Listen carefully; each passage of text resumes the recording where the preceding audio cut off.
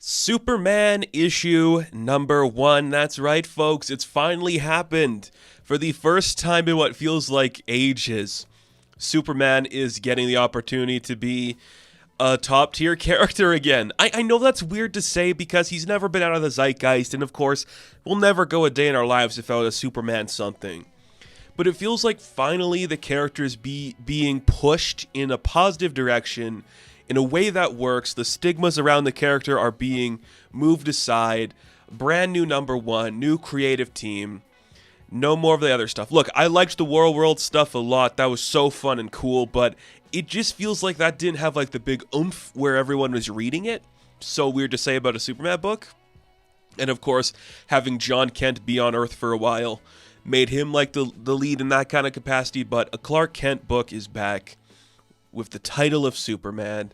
It's kind of exciting, and he's going to be getting a new movie, and we got Superman and Lois coming back soon.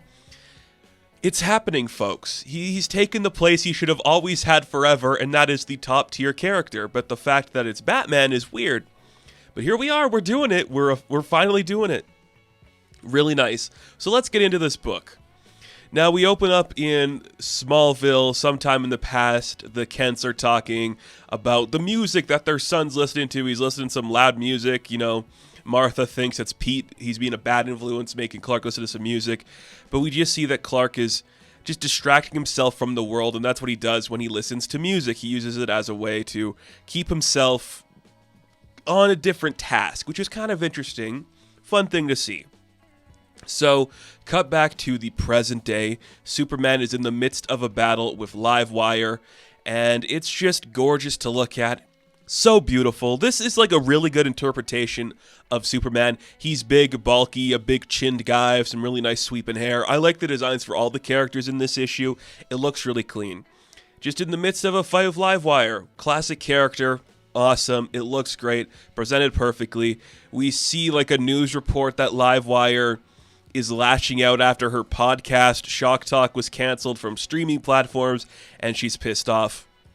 And we see in the midst of the fight, there is some narration going on to Superman, like somebody actually talking. We don't really know what it is, but then we cut to prison, and we see that it's Lex Luthor talking about it. Now, again, I haven't been super caught up on everything happening in, like, the Superman worlds.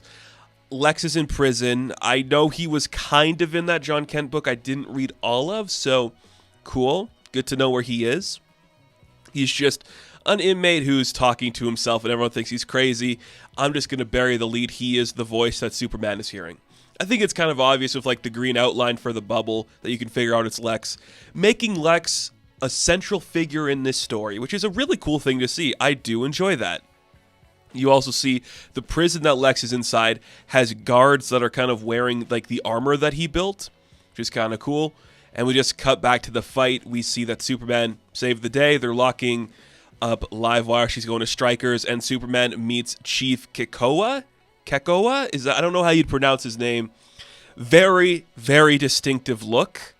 I kind of love the look for this chief. Like, he's got like a really interesting mustache where it's like just the chin is shaven, ponytail, distinctive big-bodied man. What a hunk. I kind of love it. And he's like, Superman, it's an honor to work with you. And Superman's like, dude, it's an honor to work with you. I heard about you. Just guy stuff. It's really nice. It's always great. He's going to be working with the chief, kind of his own commissioner. That's kind of fun. I do dig that.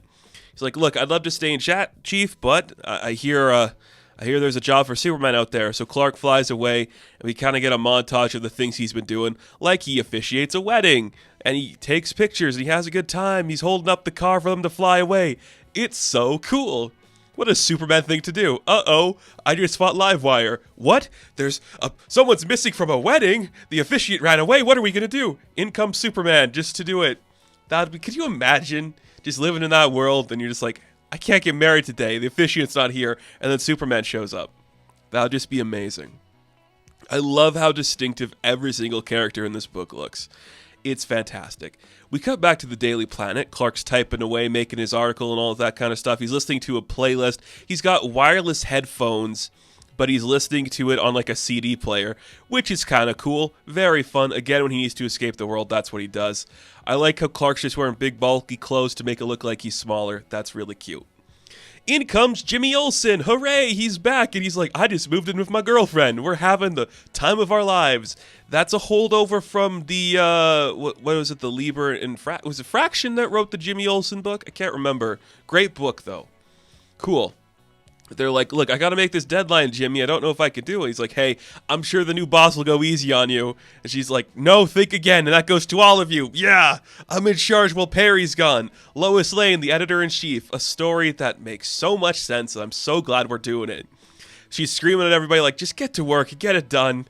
And she's instantly like, why did I do this? I really don't like this. It's so much work. It's like, come on, you've talked to some of like the most intense people in the world. You'll be fine being editor-in-chief for a little bit. It's like, maybe, but this is hard and it sucks. And then you just see Jimmy invites them over to dinner, and she's like, okay, is this the Gorilla Princess or the Monster Hunter or the rock star? I don't remember which person you were dating, Jimmy. You have a lot of people. So as Lois and Jimmy are talking, Clark hears a voice in his head. Again, it's Lex. He just goes to the roof to figure it out. Still wearing his headphones. It's very nice, and he's just still talking, like, I don't know, something's going on out there and I don't really know what it is. But he has a nice moment with his wife. They reconnect when he came back. Little bit of like here's what's been going on. Now there was like, because they kind of like set up this book in the previous issue of Action Comics, which was 150, I do believe. The world forgets he's Superman. Steelworks is in effect. The super family is kind of going strong. Superman and Lois have adopted the twins from, was it Warworld or one of the worlds? Cool. Kind of fun. We have a lot of super friends now. It's very cool. Everything's going great, but they have a nice quiet moment. They kiss on the roof. Everyone's happy. Then Jimmy bursts up and he's like, yo, you see what's going on over there? They look out, and I love that Lois just screams Great Caesar's Ghost, which is a Perry White line because she's the editor-in-chief. The LexCorp building is a big swirly thing. And Superman flies over to, he's like, okay, what is going on here? But guess what happens? He uses his microscopic vision to see like an S symbol on like these things spinning around it. Then boom, the LexCorp building turns into the SuperCorp building, and Mercy is waiting on the roof to talk to him. She's like, good, you're here, we did it. While Luthor was incarcerated, he wanted you to have all of his technology in his facility, and boom, here you go. This is all yours now. And of course, Superman is just, what are you talking about? I told him no to this. It's weird. He says he wants to help, but I don't buy it. So Mercy shows him a little video they made. Where it's like, hey, for years, Superman has protected our city. But it's hard to do things all the time on your own. Now, with the help of SuperCorp, we can do it together, and it's awesome and fun. Look at us. Look at us. Little having a good time. Superman team. Look at us. He's like, okay, cute. But he's not buying it. He doesn't like this. But Mercy's trying to convince him, just like, I know you're hesitant. If you don't want to listen to everything that Luthor said, listen to what I say, because I never thought you were dumb. I always known you were smart. Smart enough to foil Lex anyways. So meet the family. Here's like the big building. There's like a stage room with like all the other suits that he has worn. There's ships of Superman logos on it. People dressed up in Superman attire, kind of. Weird like crystals too from like the fortressy stuff. She's like, look, it's kind of hard because there's legal stuff. If you wanted to quit, you couldn't. Only one person's in charge. Besides, half this city works for Lex anyways. It's going to be hard to lose his control. Very cool. Very expressive faces on every issue. Such a cool thing to see.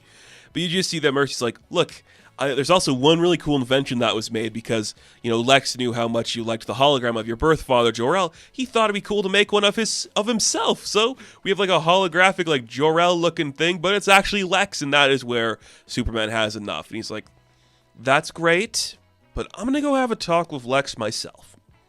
Storms out, starts flying away. You see that Mercy is on the phone with Lex, saying he's on his way to you. He's not going to make it, though, because what happens? Uh-oh. Parasite is fighting him. He's got like a school bus full of children, and Superman just gets the bus out of the way and goes in to fight Parasite. And Lex, still talking in his mind, is being like, okay, you have the technology at SuperCorp. If you want to get like a device, we have a cannon that can disrupt all of the power of Parasite. It'll be that easy. Just go back and get it.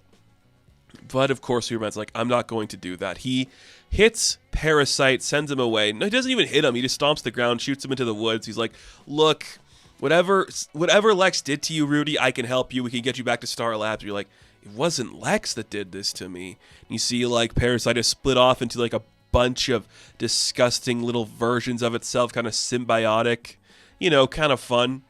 Looks great. Very interesting and gross. And you just see Lex in prison like, you should have taken my offer. I tried to warn you. You know how it is, buddy. The parasites start to overpower him, start to take control of him. They might knock him out a little bit. Not looking too good. Uh-oh. Looks like he's going to be falling. Because guess what? Guess what? It's kind of, I like this, like, Superman, you're not dealing with your enemies this time around. You're dealing with mine. And what happened? It looks like Clark was taken down by something. There's a mysterious figure in the midst of like a big computer monitor making their own Bizarro with Silver Banshee. Classical music playing to distract. Beautiful like use of music in this story. It's kind of fun to see. And that's where the issue ends. Clark kind of defeated by Parasite, and we see a new Bizarro, or an old-ish, newish kind of Bizarro being built that you don't really know what it's going to do or what's happening.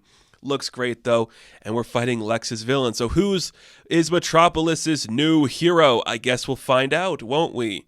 Handsome Man, probably. That's where the book ends, but coming soon to Superman, we see he is fighting somebody with kryptonite fingertips. He's in, like, the heart of a volcano or something. He's riding a horse. I don't know who that person is, but boom. Brainiac shows up later. I think, yeah, because they've been kind of teasing Brainiac's going to be like the big bad of this Dawn of DC arc. Cool. I gotta say, this was great. You know, it was just so nice to come back to this world and have it work. Everybody felt classic and in character. Great use of Superman, just like, I need music to distract myself, but I can hear particular voices. The artwork is so stunning. Good use of Lois. You guys know I'm a huge fan of Lois Lane. When she gets a good moment, I'm all for it. It worked on every level. Great reintroduction to the world. If you are somebody who is hesitant on like Superman being overpowered and you don't know how to read like a Superman book because you can't get past that vibe, this has the makings of like a good start for that, because it shows you it's not always about his power. It's about people either playing him in different ways, taking advantage of his like view on the world, and just showing him a time where he isn't the smartest person in the room. That's kind of cool. Everything about this worked on a lot of levels. It's good to be back in the Superman world, and I do believe I will be reviewing the entire Superman stories. I think I'm going to, because we have Adventures of John Kent and the Action Comic stuff. I think I will. We'll see, but great. Oh, it's so nice to be back in this world and have it be good. So nice, so fun. I love it. I do love it. Superman, he's great. Read a Superman book, please. So Superman issue number 1, I'm going to give a 9 out of 10. Thank you all for watching this review. Be sure to like and subscribe to the channel. As always, you can check me out on Instagram, TikTok, and Hive, and I will catch you in the next one. Have fun. Stay safe. Good luck.